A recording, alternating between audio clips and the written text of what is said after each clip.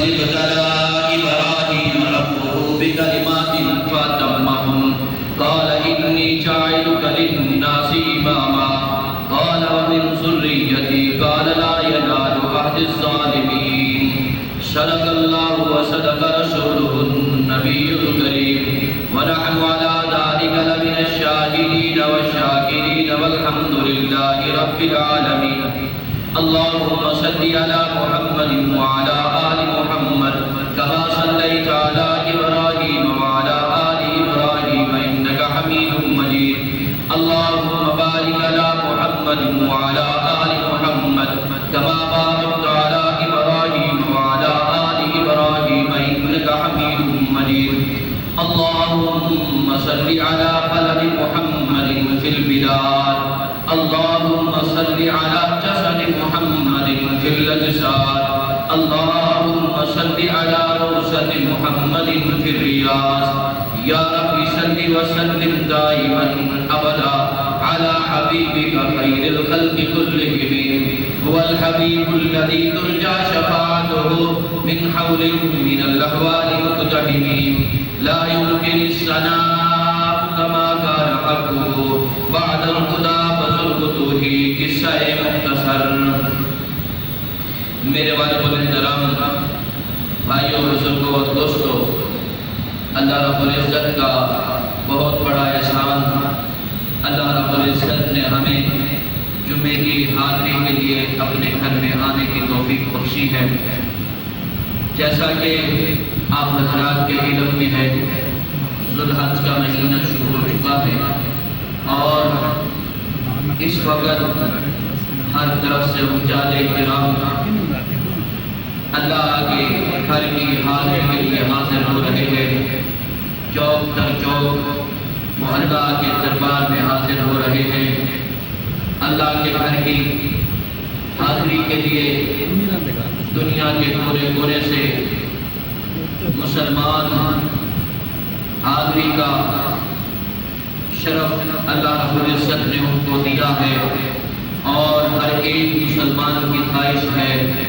غریب ہے امیر ہے اس کے گھر کی حاضری کا شوق رکھتا ہے اور حجاج کرام یوں سمجھے یوں کہوں تو غلط نہیں ہوگا جیسے شہد کی مکھی ہے اور وہ اپنے چھتے پہ بیٹھ رہی ہے اور ہر طرف سے مکھیاں اس کے اوپر بیٹھنے کی کوشش کر رہی ہیں اور اس میں شامل ہونے کی کوشش کر رہی ہیں اسی طرح میرے بھائی اور دوستو حجاج کرام جو ہیں وہ اللہ کے دربار کی حاضری کے لیے حاضر ہو رہے ہیں اور حاضر ہونے کی کوشش کر رہے ہیں بنی الاسلام علی خمس اسلام کی بنیاد 5 چیزوں پر ہے کلمہ ہے روزہ ہے نماز ہے زکوٰۃ ہے اور حج ہے میرے بھائیو اور دوستو ان 5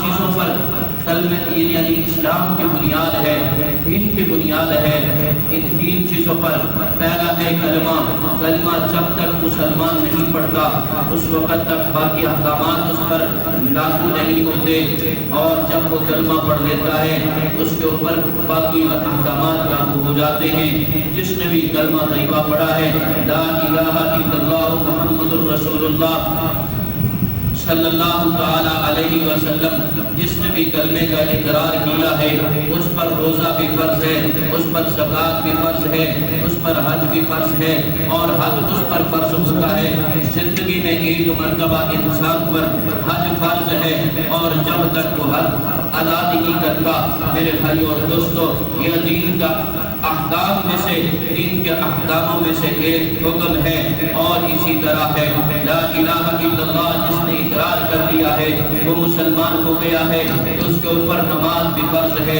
اور زکوٰۃ بھی فرض زکوٰۃ اس پر ہے جس کے پاس 7.5 تولے سونا ہے اور 12.5 تولے چاندی ہے میرے بھائی اور دوستو اس نے زکوٰۃ ادا کرنی ہے اگر صاحب استطاعت ہے اس پر قربانی فرض ہے صاحب استطاعت ہے اس پر حج فرض ہے اسی طرح میرے بھائی اور دوستو یہ نہیں ہے کہ کلمہ پڑھ لیا ہے اس پر زکوٰۃ فرض ہو گئی ہے کلمہ پڑھ لیا ہے اس پر زکوٰۃ فرض ہو گئی گئی ہے اور حج کے احکامات اس پر لاگو ہو گئے ہیں، ایسا نہیں ہے۔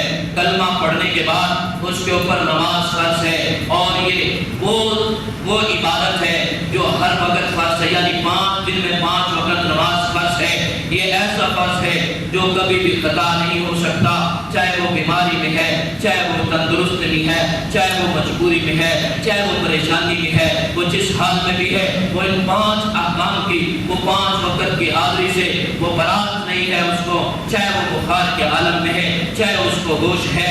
اور میرے بھائی اور دوستو، وہ بیماری کی حالت میں ہے، سفر کی حالت میں ہے، جس حال میں بھی ہے اس کے اوپر نماز فرض ہے۔ مسلمان ہے، بالغ ہے، اس کے اوپر نماز فرض ہے۔ اگر نماز نہیں پڑھتا گناہ گار ہے۔ حدیث پاک میں آتا ہے، حضور اکرم صلی اللہ علیہ وسلم کا فرمانے عالی شان ہے، جس کا مفہوم ہے جو نماز مسلمان اور کافر میں، مسلمان اور کافر میں فرق اس کا کیا ہے؟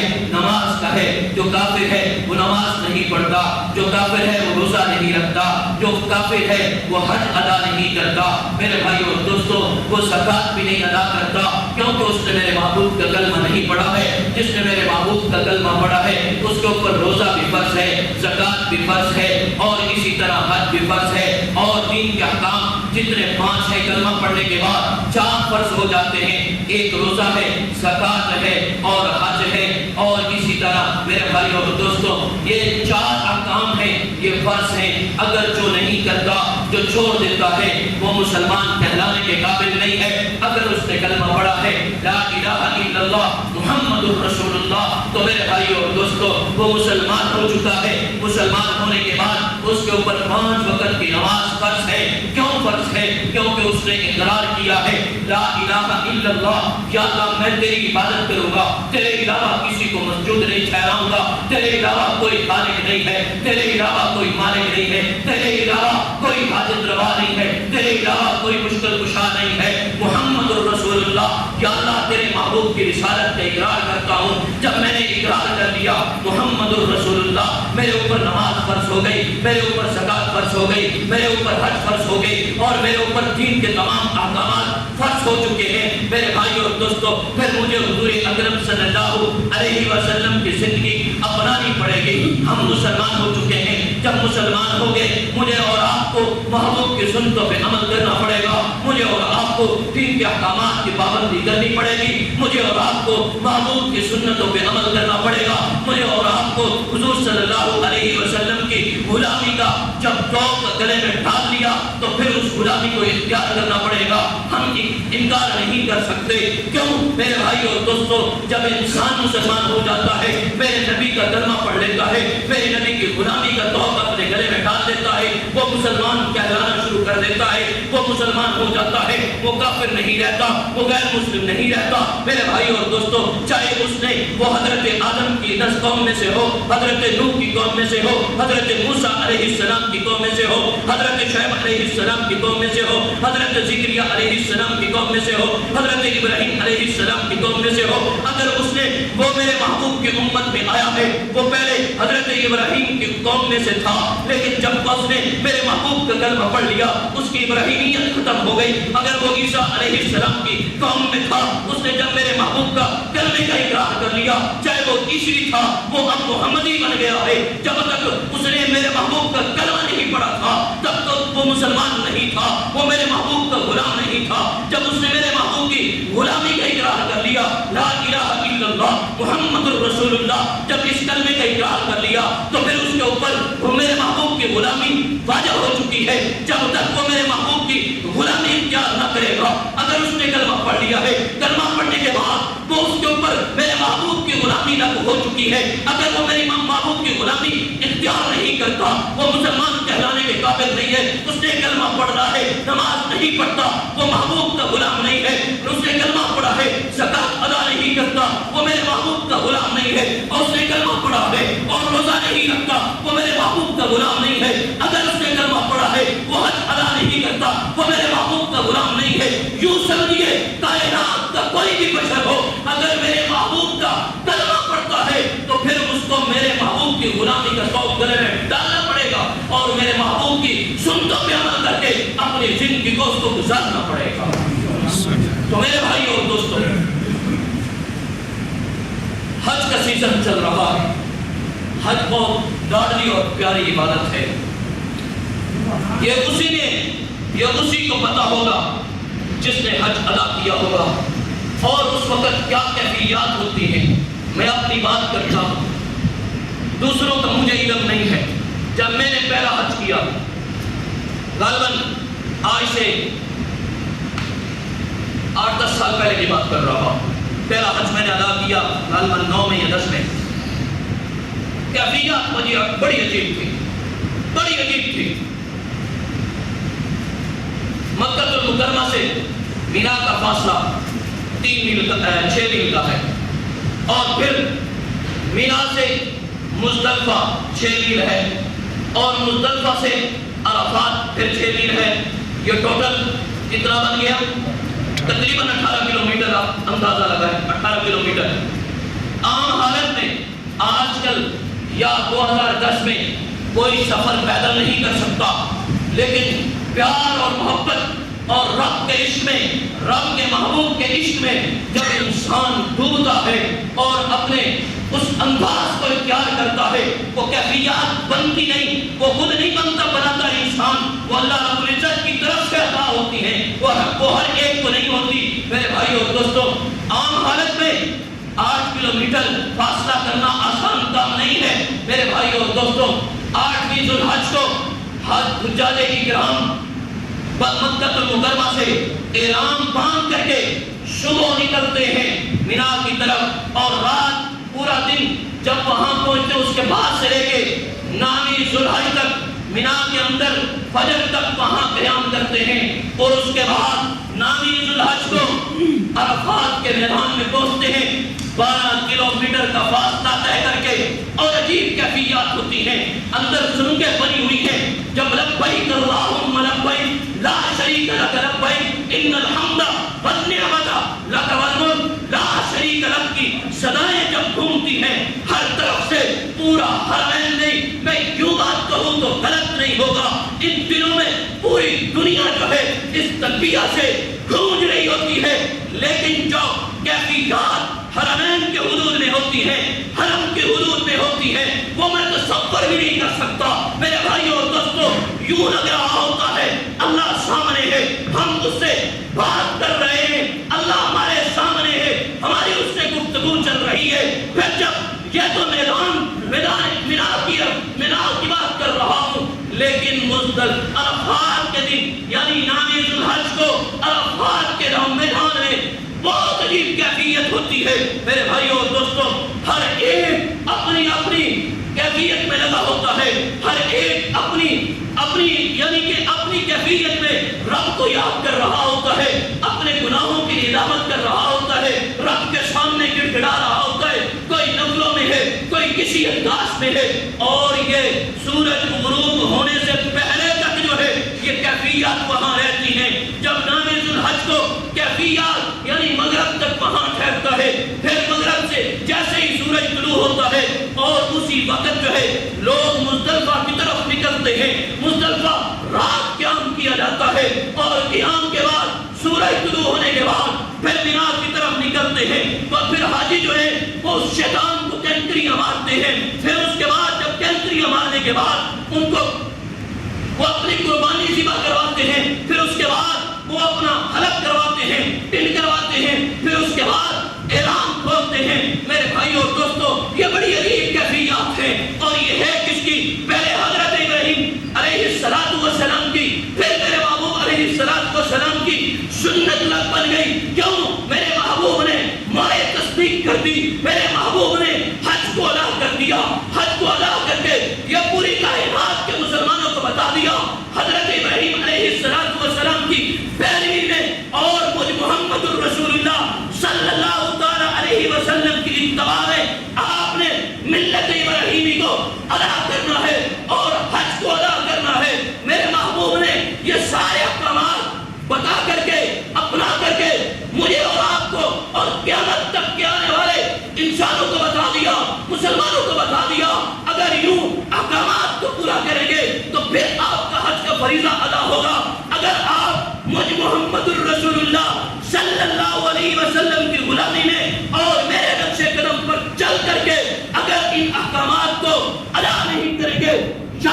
رکھیے گا پھر وہ حج ادا نہیں ہوگا۔ تو میرے بھائی اور دوستو، یہ صرف حج کے احکامات نہیں ہیں، اس کے اندر عقیدے کا بھی بڑا دخل ہے، عقیدے کا بھی بڑا دخل ہے۔ ہمارا عقیدہ ہمیں پتا ہے، لیکن یاد رکھیے گا اللہ رب العزت نے یہاں پر عقیدہ بھی سمجھانے کی کوشش کی ہے۔ وہ عقیدہ کیسے سمجھانے کی کوشش کی ہے؟ غالباً پچھلے جمعے پر بھی میں نے کچھ باتیں عرض کی تھی کہ حضرت اسماعیل علیہ السلام اور حضرت ابراہیم علیہ السلام باپ بیٹا ہیں، دونوں نبی ہیں، اور حضرت اسماعیل علیہ السلام زندگی کی آخری اولاد ہے اور اکلوتی اولاد ہے۔ آپ ذرا اپنی آنکھوں کے سامنے اپنی اکلوتی اولاد کا منظر سامنے رکھیں، ایک بیٹا ہو اور آخری عمر میں ملا ہو تو میری اولاد کی کیفیت کیا ہوتی ہے۔ پھر ہم سوچتے ہیں یار یہ اکیلی اولاد ہے، پھر یوں آگے چلیے، صرف اکیلی اولاد نہیں ہے، اولاد کے بعد اللہ نے نبی بنایا ہے، دونوں نبی ہیں، باپ بھی نبی ہے، بیٹا بھی نبی ہے، اور پھر یہاں پر یہ اللہ رب العزت نے جو بات سمجھانے کی کوشش کی ہے وہ عقیدہ بھی بات ہے۔ میرے بھائیوں اور دوستوں، حضرت ابراہیم علیہ السلام کو امتحان پیچھے بھی لیے اللہ رب العزت نے امتحان لیے ہیں۔ آگ کا امتحان ہے، نمرود سامنے ہے، آگ بھی سامنے ہے، یہ بڑا امتحان ہے۔ پھر اللہ نے بیت اللہ بنوایا ہے، بنوانے کے بعد پھر اعلان کروایا ہے، اعلان کروانے کے بعد بیت اللہ کو آباد کرنے کی باری آئی۔ پھر میرے بھائی اور دوستوں، حضرت اسماعیل علیہ السلام کی قربانی سامنے آ گئی، پیچھے بڑی قربانیاں تھی۔ اللہ رب العزت نے پھر ایک اور قربانی لینے کے لیے یہ اعلان کروا دیا، ابراہیم مجھے آپ کے بیٹے کی قربانی چاہیے، اس کو میری راستے میں ذبح کرنا ہے۔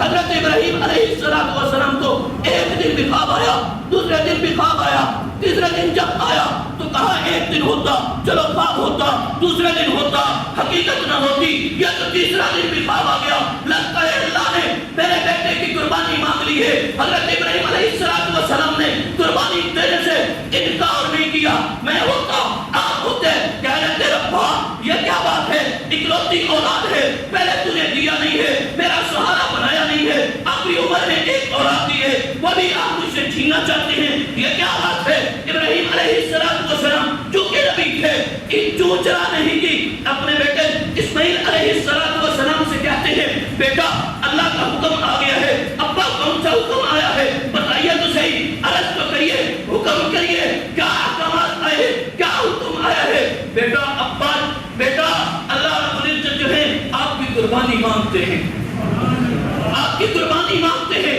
کہا اس کو میرے راستے میں ذبح کر دو۔ تو بیٹے نے کہا اللہ کی طرف سے حکم ہے، ہاں اللہ کی طرف سے حکم ہے۔ بیٹا کیا کہتا ہے، ابا پھر تاخیر کس چیز کی ہے، پھر تاخیر کس چیز کی ہے، کر گزریے، بالکل تاخیر نہ کیجیے۔ اب جو اصل میں بات ہے بتانے کی، اصل جو عقیدے کی بات ہے، باپ بھی نبی ہے، بیٹا بھی نبی ہے، اور چھری کون سی ہے، لوہے کی ہے، اور ایک نبی میں 70 عام آدمیوں کے برابر طاقت رکھتا ہے نبی، ایک 70 آدمیوں کے برابر ایک نبی طاقت رکھتا ہے۔ آپ اندازہ لگائیں کتنا زور ہوگا۔ حضرت اسماعیل علیہ السلام نے ایک مزے کی بات کی، کہا ابا جی میری آنکھوں پہ بھی پٹی باندھ لینا اور اپنی آنکھوں پہ بھی پٹی باندھ لینا۔ بیٹا کیوں؟ اس لیے میں اکلوتی اولاد ہوں اور ایک بیٹا ہوں، آپ کے دل میں میری محبت نہ آ جائے اور میں آپ کو دیکھ لوں، ہو سکتا ہے آپ کا ارادہ بدل جائے، ہو سکتا ہے میرا ارادہ بدل جائے۔ باپ نے حضرت ابراہیم علیہ السلام نے بیٹے کی بات کو مانا، اپنی آنکھوں پہ پٹی باندھی اور بیٹے کی آنکھوں پہ پٹی باندھی، دونوں نے مل کر کے آنکھوں پہ پٹی باندھ لی، اور باندھنے کے بعد بیٹا بھی لیٹ گیا، باپ کے ہاتھ میں چھری ہے۔ اب یہاں پر عقیدے کی بات ہے، عقیدے کی بات ہے، بات کون سی عقیدے کی ہے؟ یوں سمجھے 70 آدمی چھری کو چلا رہے ہیں، باپ بھی چاہتا ہے چھری چل جائے، بیٹا بھی چاہتا ہے چھری چل جائے، لیکن چھری چل کیوں نہیں چل رہی؟ کیوں نہیں چل رہی؟ اللہ کا حکم نہیں ہے، کیوں نہیں چل رہی؟ بولیے، اللہ کا حکم نہیں ہے۔ چھری کے کاٹنے کی طاقت کس نے رکھی ہے؟ چھری کس کے حکم پر چلتی ہے؟ ایک بے جان چیز اللہ کا تو حکم مانتی ہے، اور میں اور آپ رب کا حکم نہیں مانتے، میں اور آپ رب کے احکامات کو نہیں مانتے۔ چھری تو مان رہی ہے، اللہ کا نبی بھی چاہتا ہے چھری چل جائے، چلانے والا بھی نبی، جس کے اوپر چل رہی ہے وہ بھی نبی، دونوں چاہتے ہیں چھری چل جائے، لیکن میرا رب نہیں چاہتا کہ چھری چلے۔ آنکھیں بند ہیں، پٹی لگی ہوئی ہے، اللہ نے اسماعیل کو چھری سے نکال کر کے جنت سے دمبا پھینچ کر کے اسی چھری سے ذبح کروا کر کے بتا دیا کہ حکم میرا چلے گا، چاہے وہ چیز کوئی بھی ہو، کوئی بھی چیز ہو، حکم میرا چلے گا۔ اللہ نے چھری کے اندر کاٹنے کی طاقت اللہ نے رکھی ہے، اور نہ کاٹنے کی طاقت جو ہے وہ اللہ نے چھین لی ہے، اور اسماعیل کی گردن پہ نہیں چلی، اگر چلی ہے تو تم پہ کی گردن پر چلی ہے۔ اور میرے بھائی اور دوستو، یہ عقیدے کی بات ہے، ہر چیز کا مالک کون ہے؟ اور ہر چیز کا مالک کون ہے؟ ہر چیز کا خالق کون ہے؟ ہر چیز کے احکامات کس نے رکھے ہیں؟ میرے بھائی اور دوستو، یہ ساری کائنات جو چل رہی ہے اللہ کے حکم سے چل رہی ہے۔ اور میرے بھائی اور دوستو، اگر بارش ہوتی ہے تو رب کے حکم سے ہوتی ہے، اگر رکتی ہے رب کے حکم سے رکتی ہے۔ میرا ہاتھ چل رہا ہے، میری زبان چل رہی ہے، یہ بھی رب کے حکم سے چل رہی ہے۔ اگر میرے رب کا امر میری زبان سے نکل جائے، میں آپ کے سامنے بت بن جاؤں گا، گونگا بن سکتا ہوں، بول نہیں سکتا۔ میں جو ہاتھ ہلا رہا ہوں میرے رب کا حکم ہے، یہ ہل رہے ہیں۔ اگر رب کا حکم نکل جائے یہ ہاتھ ہلنا بند ہو جائیں گے، اور میرا اور آپ کا جسم جو چل رہا ہے میرے رب کے حکم سے چل رہا ہے۔ کائنات کا جو ذرہ ذرہ چل رہا ہے میرے رب کے حکم سے چل رہا ہے، اس کے اندر میرے رب کا حکم ہے۔ اگر رب کا امر نکال دیا جائے کوئی چیز بھی اس قابل نہیں ہے کہ وہ ہلنا شروع کرے۔ میرے بھائی اور دوستو، اللہ رب العزت سے دعا ہے ہماری قربانی کو قبول کرے، اور یاد رکھیے گا کہ جانور جو ہے، یہ میں کیونکہ اللہ جمعہ شاید نہ آئے عید سے پہلے، ایک بات عرض کر کے بیان کو ختم کرنے لگا۔ ہماری کوشش مسلمانوں کی پتہ کیا ہوتی ہے؟ اگر صدقہ دینا ہے گھٹیا طریقہ، کمزور طریقہ، زکات دینی ہے